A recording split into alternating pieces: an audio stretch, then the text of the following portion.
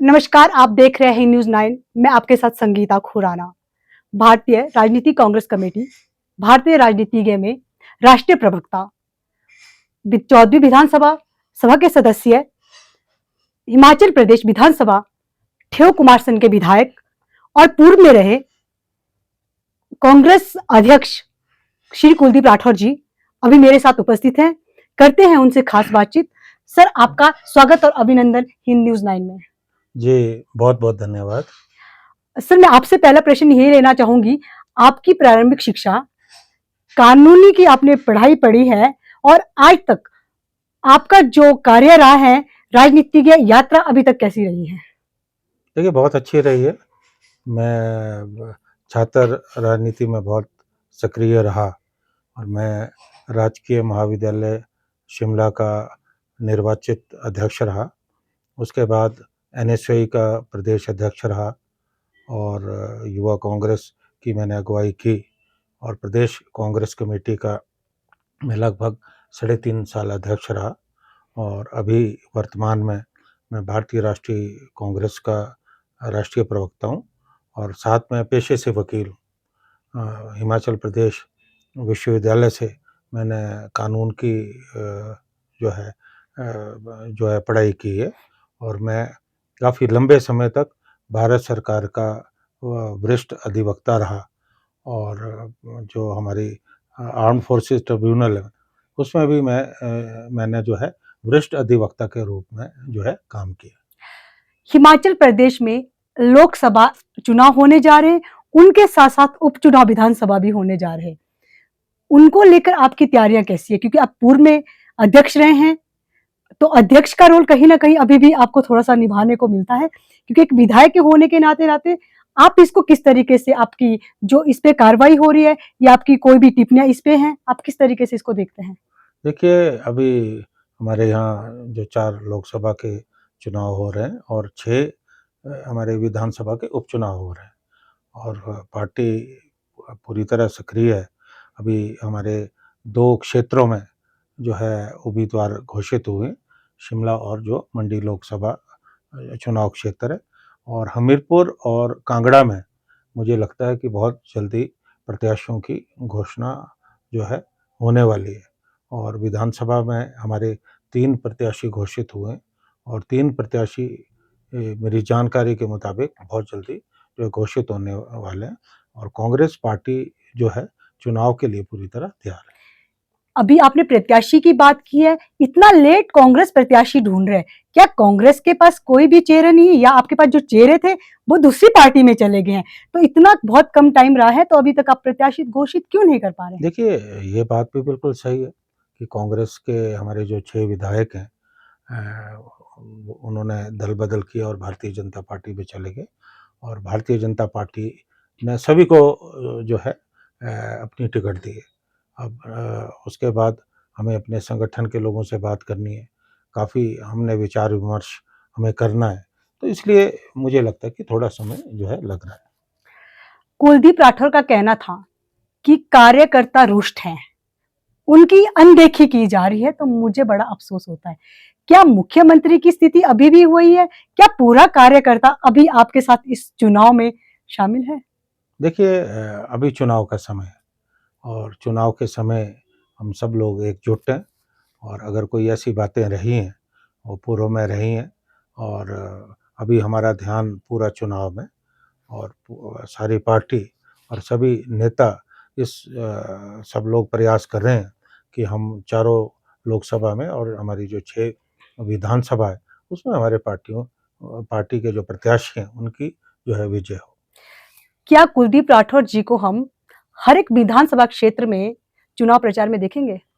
देखिए पार्टी जहाँ कहेगी, वहाँ मैं निश्चित तौर पे करूँगा क्योंकि पार्टी का राष्ट्रीय प्रवक्ता होने के नाते मैं चारों जो संसदीय क्षेत्र है, वहाँ भी जाऊँगा और जहाँ ज़रूरत होगी लेकिन क्योंकि हमारा जो शिमला संसदीय क्षेत्र है यहाँ इसके अंतर्गत मेरा ठेयोग विधानसभा क्षेत्र आता है, तो मुझे ज़्यादा जो मेहनत है वो अपने क्षेत्र में करनी है। कांग्रेस का मानना है कि बैलेट पेपर से वोट होने चाहिए। क्या आपको भी ईवीएम पे कोई डाउट है? देखिए, अब ये बातें पुरानी हो गई और मुझे लगता है कि चुनाव का शंखनाद हो चुका है और ये चुनाव ईवीएम पे हो रहे हैं। तो अभी हमें किसी विवाद में नहीं पड़ना है। हमारा पूरा फ़ोकस इस बात को लेकर है कि हमें ये चुनाव कैसे जीतने हैं।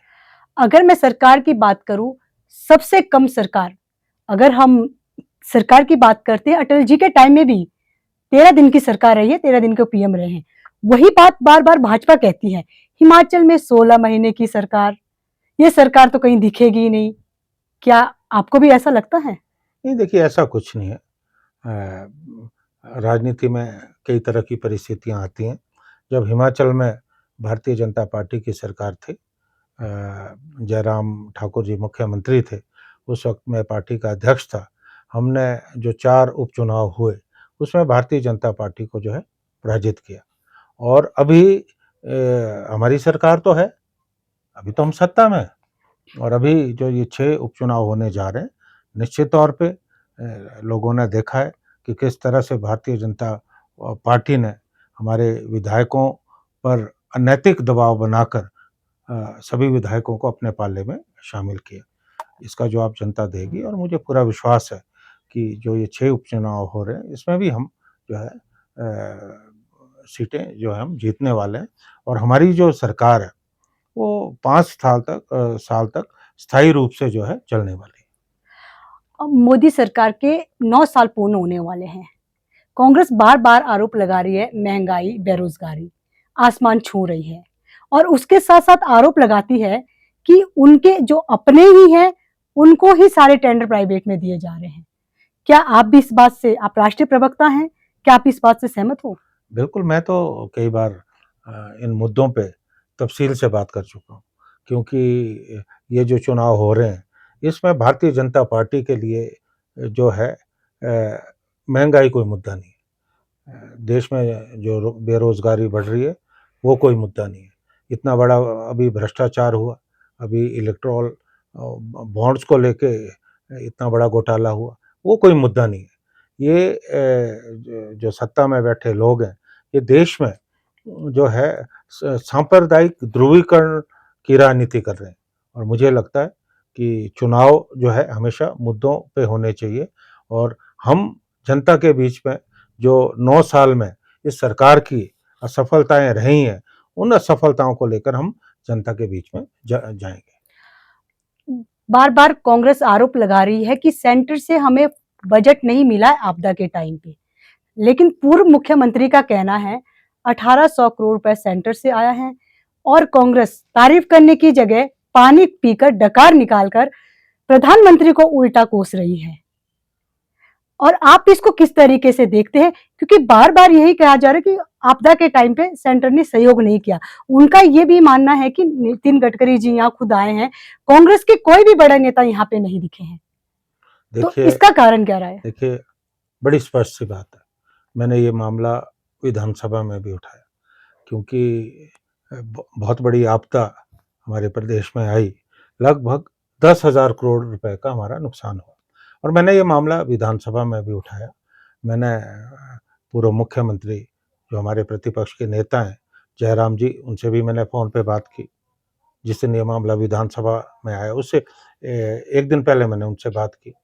मैंने प्रदेश के मुख्यमंत्री को भी कहा कि आप दोनों मिलकर और हमारे जो दिल्ली में सांसद है, एक सांसद हमारी भी हैं, आप सब मिलके प्रधानमंत्री जी के पास जाइए और हिमाचल में जो नुकसान हुआ है, उसके लिए आप राहत पैकेज आप की माँग कीजिए। लेकिन मुझे अफ़सोस है, इस पे कोई काम नहीं हुआ और जो भी हमें राहत मिली, वो ऊँट के मुँह में जेरे के बराबर थी और मैंने तो प्रेस वार्ता में भी ये बात उठाई कि आप श्वेत पत्र लेके आएँ।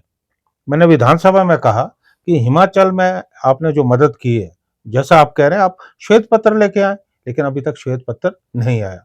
जो केंद्र नीति योजना है, उसमें जो पैसा आया, उसको भी ये आपदा में जोड़ रहे हैं, आपदा में जो राहत है उसमें जोड़ रहे हैं।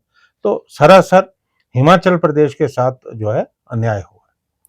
हमीरपुर संसदीय सीट से प्रत्याशी अनुराग ठाकुर जी का कहना है 400 तो छोड़िए 400 के पार इस बारी तीसरी बारी मोदी सरकार बनाएंगे और मोदी सरकार बना ही रहे हैं, उनका मानना है दावों के साथ। और उसके साथ-साथ वो देखते हैं कि कांग्रेस मुक्त भी भारत हो रहा है। क्या आपको ऐसा लग रहा है? देखिए, आपने बड़ा इंटरेस्टिंग सवाल पूछा है। सबसे बड़ी पहली बात तो जो 400 की बात कर रहे हैं, जो 400 की बात कर रहे हैं, ये अपने कार्यकर्ताओं के लिए कर रहे हैं। इट इज़ अ वॉर कराए, ताकि कार्यकर्ताओं में जोश आए। ऐसा होने वाला नहीं, क्योंकि 10 साल की जो सफलता है, वो देश की जनता ने देखी है। दूसरी बात, जो आपने कही कि कांग्रेस मुक्त, मैंने पहले भी इस प्रश्न का जवाब दिया कि कांग्रेस मुक्त तो ये देश नहीं होगा, लेकिन भारतीय जनता पार्टी कांग्रेस युक्त हो गई, क्योंकि आज कांग्रेस के नेता जिस भारी तादाद में भारतीय जनता पार्टी में जा रहे हैं, आज भारतीय जनता पार्टी के कार्यकर्ता अपने आप को जो है बहुत उनमें हताशा है। और एक प्रश्न हमारे भारतीय जनता पार्टी के नेता ने कांग्रेस के लोगों से पूछा कि आपके जहाज से जो है लोग हमारे जहाज में आ रहे हैं क्योंकि आपका जहाज डूब रहा है। तो मैंने तो कहा कि हमारा जहाज तो हल्का हो रहा है, तो हमारा जहाज तो डूबेगा नहीं। आपके जहाज का जब भार बढ़ेगा तो डूबने वाला तो आपका जहाज है। और जब आप बीच समुद्र में जाओगे, जब डूबने लगेगा, या तो वो जो नए लोग गए हैं वो पुराने लोगों को समुद्र में फेंक देंगे, या पुराने लोग जो है नए लोगों को समुद्र में फेंक देंगे। ये स्थिति आज भारतीय जनता पार्टी की है। आज 100 से ज्यादा ऐसे सांसद चुन के आए जिनकी पृष्ठभूमि कांग्रेस रही है। तो ये कांग्रेस मुक्त तो बना नहीं सके, लेकिन आज भाजपा निश्चित तौर पे जो है कांग्रेस युक्त होगी। पूर्व मुख्यमंत्री प्रेम कुमार धूमल जी ने स्पष्ट किया है कि मैं पार्टी को देखता हूं, दल बदलू जो है उनको मैं नहीं मानता हूं। दल बदलना जायज नहीं है। क्या कुलदीप राठौर जी भी इस बात को मानते हैं? अगर कोई प्रत्याशी जीत कर आता है और बाद में वो पार्टी चेंज कर दे, क्या आने वाले टाइम में ये राजनीति के लिए सही है? कहीं ऐसा तो नहीं हो जाए कि आने वाले टाइम में लोग जनता का विश्वास ही उठ जाए और वोट डालना ही छोड़ दे? कितना सही है ये राजनीति? देखिए, ये सैद्धांतिक बात है। अब राजनीति में एक व्यवहारिकता होती है, एक सिद्धांत की बात होती है। जहाँ तक सिद्धांत की बात है, मैं प्रेम कुमार धूमल जी से सहमत हूँ। बहुत वो भारतीय जनता पार्टी के वरिष्ठ नेता हैं और पूर्व में मुख्यमंत्री रहे हैं। ये बात सही है कि दल बदल नहीं होना चाहिए, और दल बदल को आज प्रोत्साहन कौन दे रहा है? भारतीय जनता पार्टी दे रही है। महाराष्ट्र में इन्होंने सरकार गिराई, मध्य प्रदेश में इन्होंने सरकार गिराई, गोवा में इन्होंने गलत तरीके से सरकार गिराई। तो आज ये काम कौन कर रहा है? ये दल बदल का काम कौन कर रहा है? ये भारतीय जनता पार्टी कर रही है। और मुझे लगता है कि कहीं ना कहीं आने वाले समय में इसका खामियाजा जो है भारतीय जनता पार्टी को भुगतना पड़ेगा। राज्यसभा चुनाव हुए हैं, कांग्रेस को हार का मुंह देखना पड़ा था। जो आपके भागी विधायक भारतीय जनता पार्टी में ज्वाइन किए हैं, कहीं वो अभी आपके लिए सिरदर्दी का काम तो नहीं करेंगे? देखिए, जो हुआ बड़ा दुर्भाग्यपूर्ण, क्योंकि जो लोग कांग्रेस के टिकट पे चुन के आए थे, उन्होंने ऐन मौके पर राज्यसभा में भारतीय जनता पार्टी के प्रत्याशी को वोट दिया। सैद्धांतिक तौर पे ये गलत बात है। अब तो वो कांग्रेस पार्टी में रहे नहीं है, अब तो वो भारतीय जनता पार्टी के, अब तो उनके साथ हमारा जो आमना-सामना है वो रण क्षेत्र में होगा। लड़ेंगे, देखेंगे, और निश्चित तौर पे हम जीतेंगे। पूर्व मुख्यमंत्री का कहना है कि कांग्रेस महिलाओं का सम्मान नहीं करती है।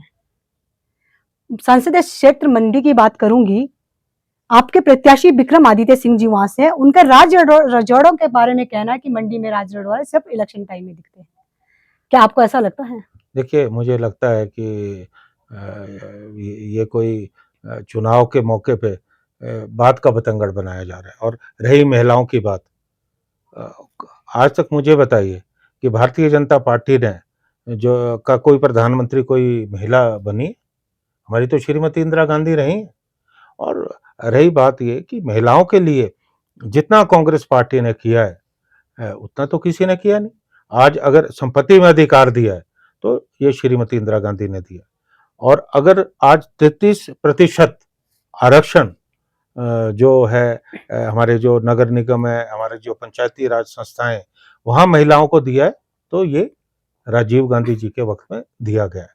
अब कंगना जी वहाँ चुनाव लड़ रही हैं, तो निश्चित तौर पे जब वो कुछ बोलेंगी, तो जवाब तो उनको सुनना पड़ेगा। ये राजनीति है और राजनीति बहुत गंभीर विषय है। ये कोई हँसी मज़ाक की बात नहीं है। जो भी व्यक्ति चुनाव लड़ता है, उसे जो विपक्ष के लोग हैं वो प्रश्न पूछेंगे। अब अगर उनसे प्रश्न पूछेंगे, वो कहेंगी या भारतीय जनता पार्टी के नेता कहेंगे कि हम नारी का सम्मान नहीं।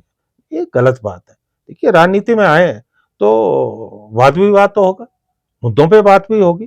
तो जब चुनाव लड़ा है तो आपको जवाब भी देना पड़ेगा।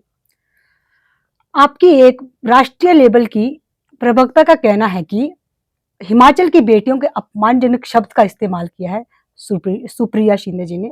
कितना जायज था वो? हालांकि उन्होंने अपने ट्वीट पे कहीं भी हिमाचल प्रदेश का नाम नहीं लिखा था। क्या ये भारतीय जनता पार्टी ने एक मुद्दा बना दिया इलेक्शन का? देखिए ये अनावश्यक रूप से मुद्दा बनाया, क्योंकि बाद में उन्होंने कहा कि उनका जो पेज है वो हैक हो गया था। तो ये कोई मुद्दा नहीं है। लेकिन उन्होंने कहीं भी ये नहीं कहा, वो खुद महिला हैं और पेशे से वरिष्ठ पत्रकार रही हैं। उन्हें मालूम है कि उन्हें जनता के बीच में क्या बात करनी है, क्या बात उन्हें बोलनी है। तो ये जो है एक मुद्दा बनाने की भारतीय जनता पार्टी ने कोशिश की। हम बात करेंगे संसदीय क्षेत्र शिमला की। केडी सुल्तानपुरी के बेटे को आपने टिकट दिया है, जो अभी एमएलए भी है आपके विधानसभा में सोलन से।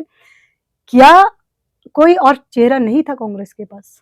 नहीं देखिए चेहरे तो बहुत हैं, लेकिन पार्टी जो है बहुत सोच समझ के निर्णय लेती है और पार्टी ने मंथन किया, चिंतन किया, उसके बाद निर्णय लिया। विनोद सुल्तानपुरी एक पढ़े लिखे युवा उम्मीदवार है और मुझे पूरा विश्वास है कि शिमला संसदीय क्षेत्र जो है कांग्रेस पार्टी का गढ़ रहा है। हालाँकि पिछले 2 चुनाव हम यहाँ नहीं जीत पाए, लेकिन इस बार मुझे पूरा विश्वास है कि शिमला में जो है हमारा जो प्रत्याशी है, वो चुनाव जीत के आएगा। और उसका कारण ये भी है कि जो भारतीय जनता पार्टी के प्रत्याशी जो अभी यहाँ प्रत्याशी है, जो मौजूदा सांसद है, वो जनता के बीच में कहीं इतने सालों में नज़र नहीं आए और निश्चित तौर पे जनता उनसे ये सवाल पूछेगी कि आप आपदा के समय कहाँ थे और आप सांसद हैं, कितनी बार आपने अपने क्षेत्र की सुध ली? ये तमाम बातें जो है चुनाव के समय में जो है जनता पूछने वाली है। क्या हम रायबरेली से प्रियंका गांधी को और अमेठी से राहुल गांधी को चुनाव क्षेत्र में देखेंगे? देखिए ये अभी बात हो रही है, लेकिन अंतिम निर्णय जो हमारी, क्योंकि राहुल जी ने भी ये बात कही है, जो अंतिम निर्णय वो हमारी जो कांग्रेस वर्किंग कमेटी है, सेंट्रल इलेक्शन कमेटी है, ये वो निर्णय जो है उस कमेटी को लेना है। बार-बार कुलदीप सिंह राठौर जी बागवानी की बात करते आए हैं। इस बारी लोकसभा इलेक्शन में या विधानसभा के उपचुनाव में आप क्या विजन लेके जा रहे हैं पब्लिक में? देखिए बहुत बड़ा मुद्दा है। देखिए बरसों से माँग थी कि वेट के हिसाब से सेब बिकना चाहिए। बरसों से ये माँग थी कि यूनिवर्सल कार्टन आना चाहिए, क्योंकि बागवानों का बहुत ज़्यादा शोषण हो रहा था और मुझे खुशी है कि इस मुद्दे को मैंने विधानसभा में ज़ोर-शोर से उठाया और पिछले वर्ष वेट के हिसाब से सेब बिकना शुरू हुआ और इस वर्ष जो है यूनिवर्सल कार्टन जो है प्रचलन में आया है और जो शोषण हो रहा था हमारे बागवानों का, वो शोषण रुकेगा। लेकिन एक बात मैं इसके साथ ये भी जोड़ना चाहता हूँ कि अभी जो मौजूदा केंद्र सरकार है, उस सरकार ने बागवानों के खिलाफ कुछ फैसले लिए।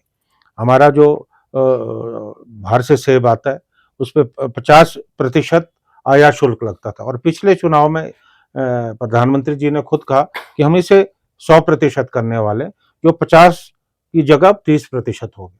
और अभी अफ़गानिस्तान के रास्ते ईरान का सेब आ रहा है, आयात शुल्क के बगैर आ रहा है, अवैध तरीके से आ रहा है। इससे हमारी बागवानी को बहुत ज़्यादा नुकसान हो रहा है और इस मुद्दे को मैंने बार-बार जो है मीडिया में भी और विधानसभा में भी उठाया है और कुल मिलाकर आज हमारी जो बागवानी है, हमारी जो 5,000 करोड़ की आर्थिकी है, इस आर्थिकी पे बहुत बड़ा संकट आया है और जो हमारे हिमाचल के हमारे जो सांसद हैं, इस मुद्दे को लोकसभा में और प्रधानमंत्री के सम्मुख उठाने में बिल्कुल असफल रहे हैं। भाजपा का आरोप लगाया जा रहा है बार-बार, महिलाओं की ही बात करूंगी, 1500 रुपए। जब चुनाव था सभी महिलाओं को मिलेगा, लेकिन अब चुनिंदा ही महिलाओं को मिल रहा है, लेकिन वो मिला नहीं है। ये गारंटी फेक है। आप नहीं, इसको वो मानते हैं? पर इस बारे में मुख्यमंत्री जी ने स्पष्टीकरण दिया है और अभी जो है सरकार ने निर्णय लिया है, अभी फॉर्म भरे जा रहे हैं और मुझे लगता है कि भारतीय जनता पार्टी अनावश्यक रूप से इसे मुद्दा बनाने का प्रयास कर रही है। अब हमने ओपीएस की बात की थी, हमने ओपीएस जो है करके दिखाया। और एक बात मैं यहाँ पूछना चाहता हूँ कि वो 15 लाख कहाँ गए? हम 10 साल से इंतज़ार कर रहे हैं कि 15 लाख आए, लेकिन वो 15 लाख तो आज तक नहीं आए। और ये जो पार्टी है, जो आज सत्ता में है, ये झूठ की बुनियाद पर जो है सत्ता को हथियाने का जो है प्रयास करेगी। बार बार कांग्रेस कहती आ रही है कि हमें परिवारवाद की बात कर रहे हैं, जबकि भाजपा खुद मंडी संसदीय क्षेत्र या परिवारवाद का जो किस्सा लेके चली है कि मंडी संसदीय क्षेत्र से पहले बाप, फिर माँ, अब बेटा। कंगना जी बार बार कह रही है छोटा पप्पू बड़ा पप्पू। देखिए, तो आपको क्या लगता है, क्या ऐसी राजनीति हिमाचल में पहले थी? देखिए मैं बता रहा हूँ, हिमाचल प्रदेश में मुद्दों पे बात होती है और यहाँ कभी भी किसी के खिलाफ अपशब्द का इस्तेमाल नहीं होता। और पहले तो मुझे इन शब्दों पे बहुत आपत्ति है। और रही परिवारवाद की बात, तो क्या उनको हमीरपुर में अनुराग ठाकुर नहीं दिख रहे? उनके पिताजी भी प्रदेश के मुख्यमंत्री रहे, अब वो सांसद है। तो परिवारवाद क्या कांग्रेस पार्टी में? भारतीय जनता पार्टी में परिवारवाद नहीं है। अगर मैं आपको फहरिस्त गिनाऊं पूरे हिंदुस्तान में, तो एक बहुत लंबी फहरिस्त है। जो लोग जो है परिवारवाद की राजनीति से जिन लोगों का पोषण हो रहा है, तो ये कांग्रेस के अंदर दिख रहा है। क्या भारतीय जनता पार्टी में कोई परिवारवाद नहीं है? तो सबसे पहले वो ये बात करने से पहले अपनी पार्टी की जो है जानकारी ले। बीजेपी का मानना है, पूर्व मुख्यमंत्री का कहना है कि कांग्रेस वो पार्टी है जो रात को डिसीजन लेती है और सुबह भूल जाती है। जिसको खुद का ही कोई पार्टी में स्टैंड नहीं है, वो क्या इलेक्शन लड़ेंगे? किसने कहा? पूर्व मुख्यमंत्री जी का मानना है। जयराम जी का। अब जयराम जी के बारे में मैं क्या बात करूं, सज्जन व्यक्ति हैं और मैं कोई टिप्पणी नहीं करना चाहता व्यक्तिगत तौर पे। वो तो जब मुख्यमंत्री थे तो चारों उपचुनाव हार गए। क्यों हारे? इसलिए कि जनता में पकड़ नहीं थी और जनता ने उनके शासन को जो है रिजेक्ट किया। उसके बाद विधानसभा का चुनाव हार गए। तो अगर उन्होंने अपने समय में जनता के काम किए होते, जनता के सभी वर्गों को खुश रखने का प्रयास किया होता, तो ये स्थिति नहीं आती। तो इसलिए मैं उन्होंने जो ये बात कही है उसको कोई महत्व नहीं देता। क्या कुलदीप राठौर जी का मानना है कि जो 400 के पार 4 सीट्स की बात हो रही है, क्या हिमाचल में क्या 400 की जगह 4 सीटें या उपचुनाव की सीट कांग्रेस की झोली में पड़ेगी? देखिए, अब वो मुंगेरी लाल के सपने ले रहे हैं, तो लेने दीजिए, चुनाव परिणाम आएंगे, सब पता लग जाएगा कि किस पार्टी को कितनी सीटें मिली हैं। लेकिन एक बात मैं जरूर कहना चाहता हूँ कि आज चुनाव जिस हालात में हो रहे हैं देश में, आज मुद्दों पे चुनाव नहीं हो रहे, मुद्दों को भटकाया जा रहा है। और मुझे हैरानी होती है कि आज जिस भाषा का प्रयोग जो चाहे प्रधानमंत्री हो दूसरे नेता कर रहे हो, वो ठीक नहीं। और मैं ये भी कहना चाहता हूँ, आज चुनाव की बात नहीं है, चुनाव तो आते हैं जाते हैं, सरकारें बनती है बिगड़ती हैं। आज देश में जो है लोकतंत्र खतरे में, आज देश का संविधान जो है खतरे में। आज जिस ढंग से जो सरकारी संस्थाओं का उपयोग अपने विरोधियों को दबाने के लिए किया जा रहा है, ये निश्चित तौर पे लोकतंत्र की सेहत के लिए ठीक नहीं। कुलदीप राठौर जी का लोकसभा और उपचुनाव जो होने जा रहे हैं, हिमाचल प्रदेश की जनता से लास्ट अपील क्या रहेगी? देखिए, हिमाचल प्रदेश की जनता बहुत समझदार है। हमेशा यहाँ की जनता ने सही फैसला लिया है और मुझे मालूम है कि कांग्रेस पार्टी का हिमाचल के लिए बहुत ज़्यादा योगदान रहा है। अगर हिमाचल अस्तित्व में आया, उसका श्रेय डॉक्टर यशवंत सिंह परमार जी को जाता है। और हिमाचल में अगर तरक्की हुई, हिमाचल को अगर ऊंचाइयों पे पहुंचाया, उसका श्रेय श्री वीरभद्र सिंह जी को जाता है। तो हिमाचल की जनता जानती है कि हिमाचल के हित किस पार्टी के हाथों में सुरक्षित है। इसलिए मेरा जनता से निवेदन रहेगा कि आप व्यर्थ के मुद्दों पे ध्यान ना दें, कांग्रेस पार्टी को आप वोट करें और जो हमने जनता से वायदा किया है, निश्चित तौर पे हम उन वायदों पे पूरा उतरने का प्रयास करेंगे। आने वाले चुनाव के लिए कांग्रेस पार्टी को हिंद न्यूज़ 9 की तरफ से शुभकामनाएं।